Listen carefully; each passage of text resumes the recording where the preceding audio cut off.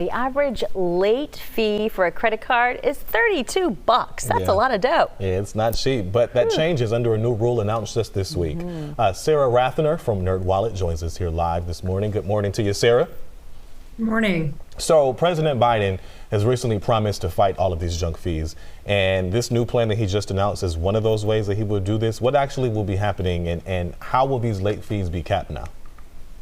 What we're going to see is late fees the cap is going to be reduced down to $8. That's down from $32, as you mentioned before. So within the next couple of months, we're going to see those late fees come down. Okay, so does this apply to every credit card company, or are there exceptions out there?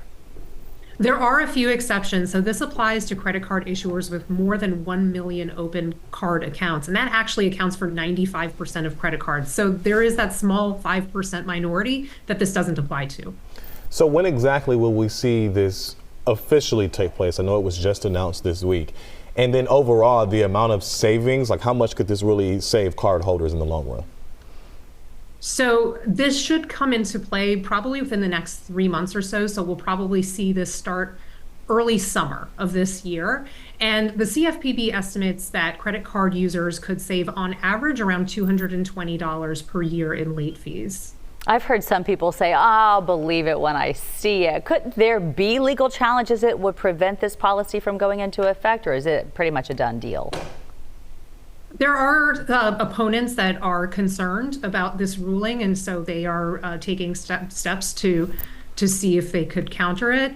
Their main concern is the lower late fee would not be enough of a deterrent for credit card users to avoid late fees entirely, and so some consumers might still end up paying a lot in late fees.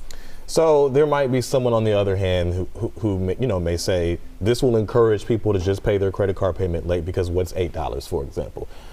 Do you agree with that, one? And then two, ultimately, just to educate people, how does a late payment really impact your credit in the long run?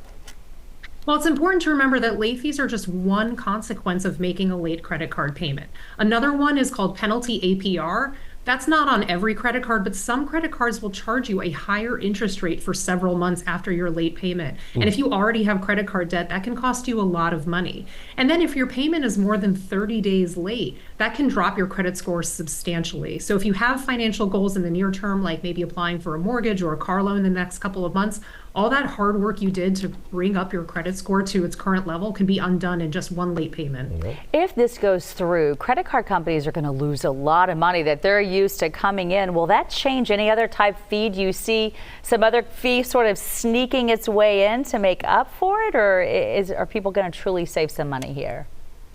Well, I can't speak to what credit card issuers may or may not do following this ruling, but the purpose of the late fee is to compensate those issuers for the costs associated with late payments. All right. Well, there you have it. Hopefully it happens to save people money, and only good comes out of it if it does. Thank you for your time today.